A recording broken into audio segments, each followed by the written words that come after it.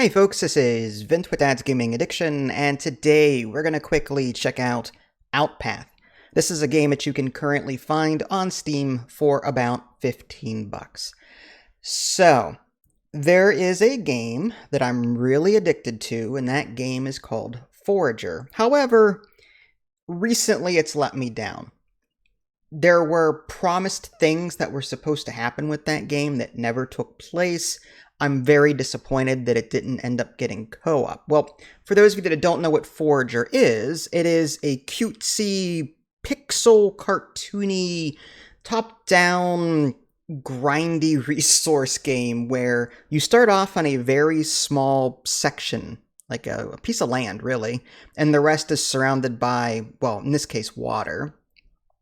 But just these items just keep respawning in the environment. You cut them down, and eventually you'll discover new resources and unlock animals and do all sorts of cool things and find all sorts of cool things. Well, this game takes Forager and puts it as a first-person perspective, and I was hooked immediately upon playing this game. I didn't like the starting layout. I don't know if it's for everyone, but my starting area was just an X. I wished the island was a bit more, I don't know, square, so that I didn't have to constantly walk diagonally from little section of land to little section of land. But unlike Forager, you're not going to unlock these square blocks and create one giant square block. Rather, you are going to feed these credits that you earn, and you can see the amount of credits you have in the upper left-hand corner, into a special, like, altar of sorts. And when you do that, and you do that enough, you unlock new areas around you, and it'll take different shapes. So it's not at all like uniform, which is, it bothers my OCD a bit. But you can do everything in this game that you would expect from a game like this, a game like Forager. You start off putting down a workbench, and then, you chop down a couple of trees, and you get some oranges, and there's some berry bushes, you chop those down, and you don't have any tools yet, so everything takes a while. Luckily, there is an option to click hold, rather than have to click. And that's great because I have tendonitis in both of my wrists. If there was not an option for that, I would have to pass on this game completely. Luckily, I didn't have any problem here. Just click and hold, it'll auto-mine it until it's depleted.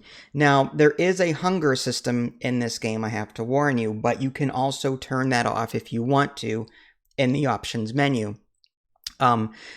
It's up to you if you want to. I mean, I had it on the entire time, and I never ran out of food, typically. But every action that you do, chopping down trees, mining rocks, that will deplenish your food. So you kind of have to be strategic about what resources you're going after. If you're low on food, don't mine a bunch of rocks, because you're not going to get food from rocks. Mine more trees so you can get more oranges, and stuff like that. But eventually you do unlock tools, and there's a hotbar on the bottom. The UI takes a little bit of getting used to. I for the longest time, couldn't figure out how to eat. But once I, attached the food to my hotbar, and then selected it in my hotbar, and then held in right mouse button, you had to hold it in, and it would eat the item. But yeah, you just continue to survive and mine out stuff. And eventually you feed things to the altar, like I was saying. Now, there are these 4 little pillars that are surrounding the first altar that you find. They require specific resources. One requires some butterflies. Another one requires copper ingots, different things. And you will need to satisfy everything. You need to satisfy the middle altar with credits, and then you need to satisfy the surrounding little rotating stones, whatever they are. You have to do all of that. And once you've satisfied everything, you actually move on to a completely new area. You can still walk back and forth, but it's like a whole different section of island. So it's like a biome, I guess. Like in the starter biome, it's mainly grass and sand and rock, like a mountainous thing. But in the new biome I unlocked, well, you know what? I'll let you discover that on your own. There's some new resources. You also unlock new sections of your research tree as well. At first, I was like, this is it? I researched everything that there was, and it was like maybe 10 to 12 technologies. I'm like, I'm already at the end of the game already? But no, once you unlock that second island, more of your research tree becomes unlocked.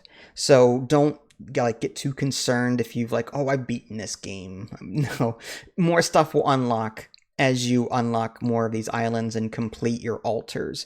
When you unlock the new island, the completely like separate new biome island, you have a completely new altar, completely new resources that you have to deal with. Luckily, I mean, the base building in this game it's pretty easy. There's no walls or doors. There's no like tower defense or like, you know, enemies attacking you, at least not yet. I haven't seen any of that. I just threw down my workstations in a row and I went to them as I needed to do various things. There are auto miners, thank goodness. So if you put them down and you power them, they will just automatically mine things in the surrounding area. So if you're worried about like having to constantly run around and click on things to mine resources, at some point you'll be able to create these auto miners. They work both. One auto miner does the resources like trees and the rocks and the like, and another one does animals. I haven't done that one yet, but yeah, there's like chickens and cows and the like. And even though it looks like it requires power, all you have to do is interact with it to recharge it, and it'll automatically do its thing. There is fishing in this game, but there's also automatic fishing nets that you can put down, and they will collect, you know, various fish and other resources for you automatically. I don't want to spoil it, but you can create an underground cave. It's just a ladder that you build somewhere that you want, and it's like your own little personal cave, and you go down there, and I'm not going to tell you what's down there, but again, I'm trying not to spoil too much of it, but I do want to like at least show you the first island. I did make my way to the second island, and I'm currently working on that one, and I gotta say, I'm really enjoying it. It's the Forager follow-up that I wanted. Like it's not perfect. It looks very Minecrafty, a little, you know, but I don't mind it. I went into this expecting to play it for like an hour or two and then do like a first impressions kind of thing. And I've already got, I want to say 3 or 4 hours into it at this point. And I didn't want to put it down, but I had other things to get to. So, I mean, that's a hallmark of a good game. It's if you liked the grindiness of Forager, like, and the resources, constantly having to collect them, and on occasion feeding yourself. If you enjoyed Forager, you'll like this game.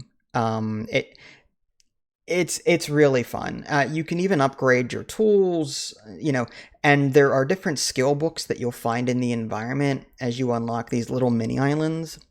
And they grant you various things. Like one lets you automatically switch weapons or switch tools when you're about to mine something so that you don't have to keep going back and forth between your hotbar trying to find, okay, this thing mines this easier, this thing mines this easier. Oh, by the way, eating will grant you a buff that makes your mining more powerful. It doesn't actually tell you that, unfortunately. I haven't seen a tooltip for that. I just kind of figured that out on my own as I was playing. So, do I recommend this game? Absolutely. But you have to be open to grindy games. But yeah, if you wanted a first-person Forager game, then hey, go check this out. I have not seen any like dungeons or puzzles like in Forager. Most of my experience thus far has been, you know, just staying outside, grinding resources, occasionally sleep so that my max food goes up. But other than that, like, I haven't seen, there are some things that Forager has that this game doesn't seem to have yet that I've seen. But yeah, I recommend this. It's a lot of fun, and I'm really enjoying it. Well, there you go, folks. That was Outpath. This is Vince. Thanks for watching. I'll catch y'all next time. Take care.